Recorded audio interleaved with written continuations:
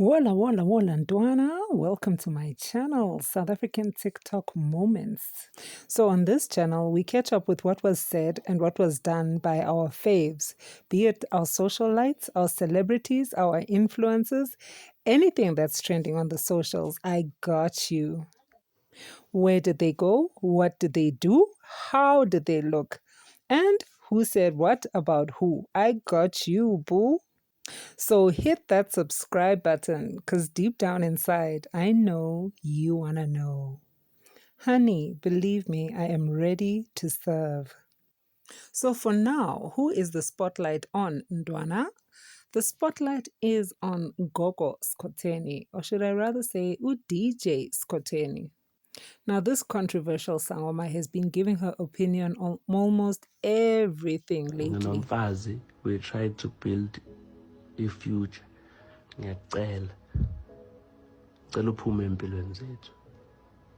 Thank you.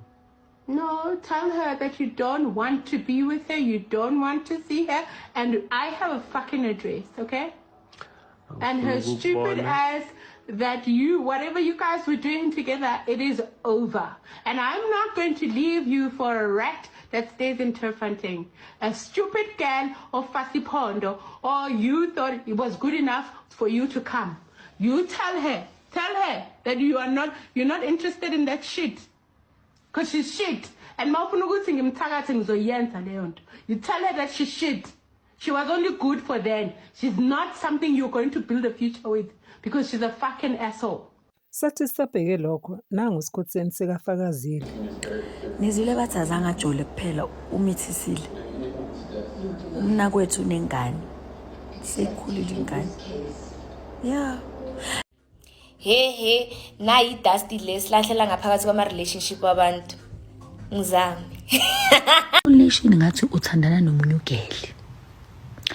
Loyo geli ngicocele wathatha inamba yendoda. Wathatha inamba yendoda yami. Ugeli wafonela indoda yami. Wathi endodeni yami, "Ye wena ngibhubhe mina nawe washo njalo. Indoda yathi, "Hayi wena."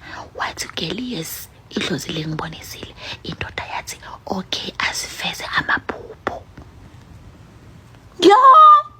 Wathi ugeli, indoda yathi asifeza amaphupho, and then ugeli wathi, "Okay." Sangoma. Yeah. Ekubeni ugeli bekaloku ayisondeza azenza umngani wami, kanti mina angijomane sangoma ngisho lesa sangixaka. Esumngani wami sangixaka vele ngacakeka. So vele after azange nje ngifuna ukujomana nabangani. Ugeli ngisese nama screenshots. Yes, ugeli wasendela wathi ngikuphuphile. Ungabhupha indoda yomuntu wena. Maceda lapho utshele le ndoda, ungatsheli umfazi ngani ukuthi hey ngibhuphe ngitshatsha nendoda. Wafonela indoda straight. Wathi kule ndoda, "Ya, wena ngikuphuphile. Idlozi lingikhombisa ukuthi mina namele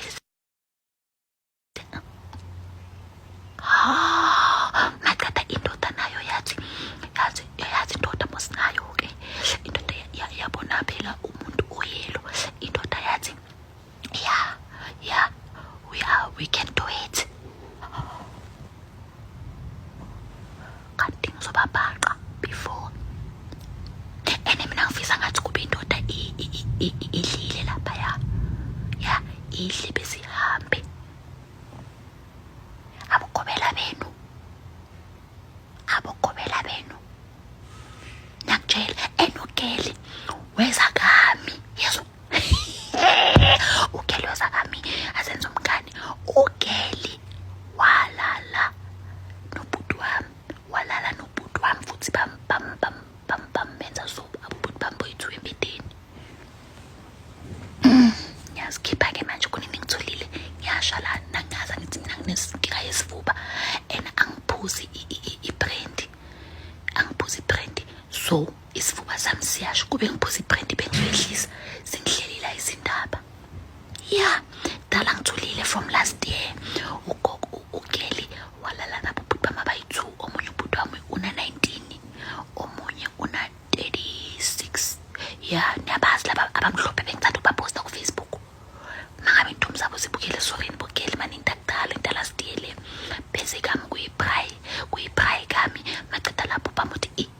Boythu.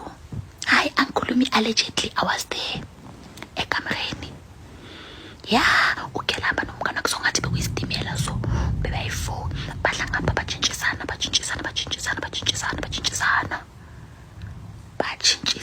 ngaye ukele.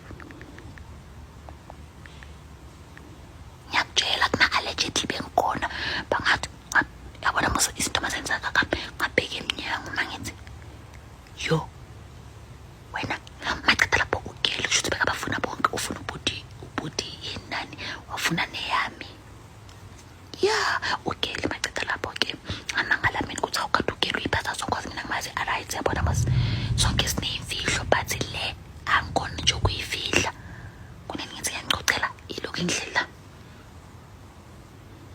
amfonela ukele ke mina uyangazi ke angikona ukufihla nginokuthi ispeaker sichumenyana amfonela ukele ngathi hawu wena ufunani endodeni yami futhi nathi angithi bekumele vela angifoni but uyazi igirl code inokulahleka igirl code ngafona mina la ngilahla ke idlozi lami lokuthula kwavela leli likhuluma kakhulu because sometimes ngiyakhuluma sometimes angikhulumi you understand ngamfonela ukele ke ngathi how why wena WhatsApp indoda ikilot oh it's not how it looks like futhi laba bathanda isilumo kodwa izangoma kuneni inkoza but it's not like that ukele wathi no it's not like that what in nanani ngathi mina how uzu we text the po uthuphe ni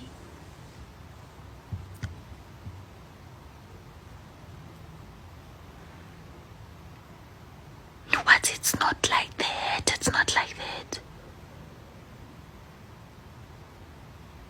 ukele wena since ngithe beka eyelash bengifana nale eyelash lale field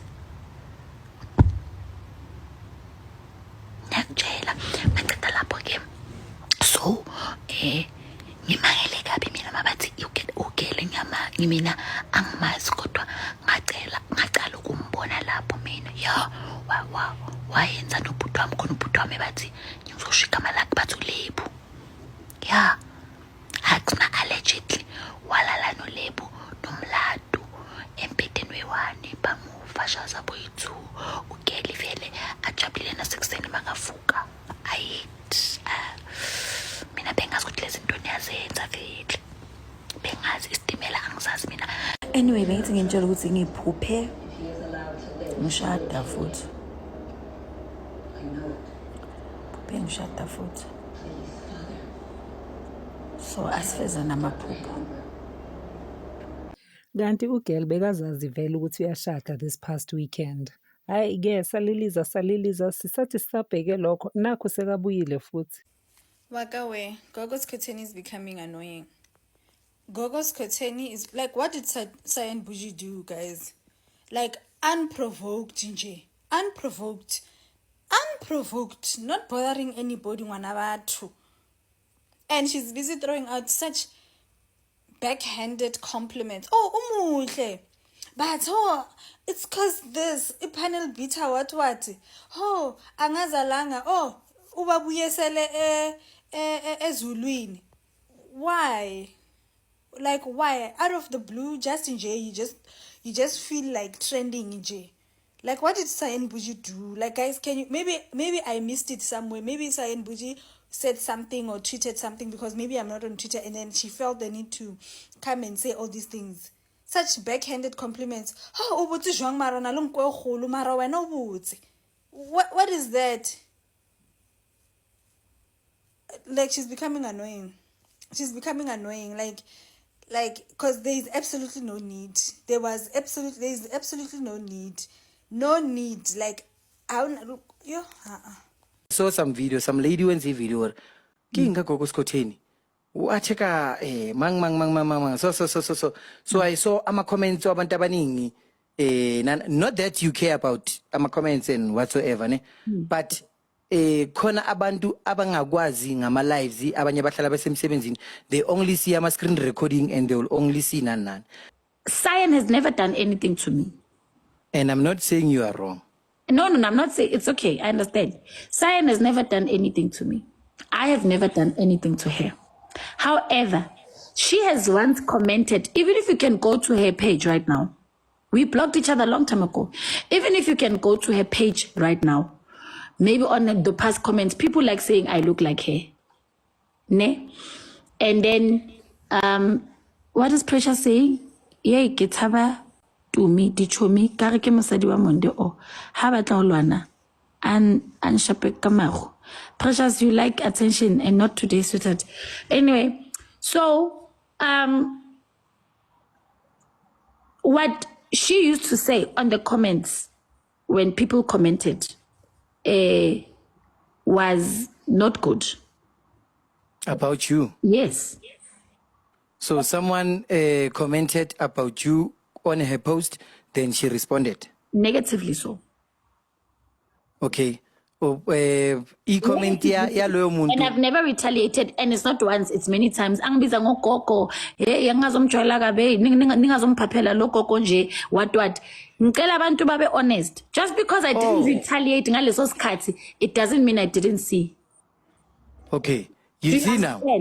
And she knows what she did to me, but I'm not going to talk about it. She's the one that said all those mean things about me. Hey, just because I'm retaliating, people will see this now.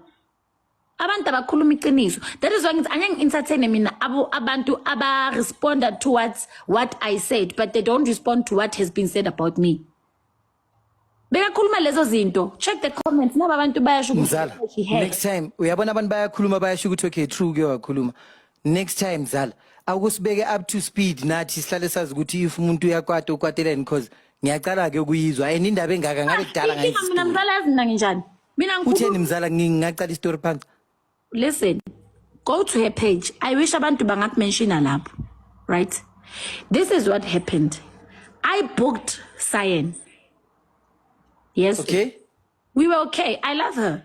I don't have a problem. I paid her 25,000 to come and perform. She never came. After that, she blocked me. Just like that. Just like that. Was this after the podcast? Yeah. And then I didn't retaliate, and I don't want to retaliate, and I'm fine about that. Ezinye izinto azenzile, anyeke ngize ngishare, they are a bit personal. Okay. Yabo, angifuni ukukhuluma ezinye izinto la, and she knows ukuthi mangaqala ngakhuluma ngakhipha nobufakazi, it's not going to end well for her. She knows what she has done to who, how, through me. So anyeke ngize ngikhulume la. I might be everything, but I don't disclose izinto ezinjalo. What I'm disclosing now is what I need to disclose. I don't have a problem with her, and she knows very well. Mzala, awukwazi ukwenza umuntu kabi, macethe ujike umkhulume kabi. Uyabona ngiunderstand ungblockile akanginikezanga imali yami, it's fine. However, lawo ma comments abawayenzile ngami, they were so mean. She shouldn't have done that. When you koleta mina ublock mina ujike ukhulume ngami kabi, that's wrong. So that's why ngithi anyeke ngize ngiphike nalabantu abathi mina sengiza for Cyan what. Anyeke ngize ngiphike nalabo bantu labo. Because they don't know what really happened. Akekho umuntu engengamsukela kuphela mzala angihlanye la inhloko mina.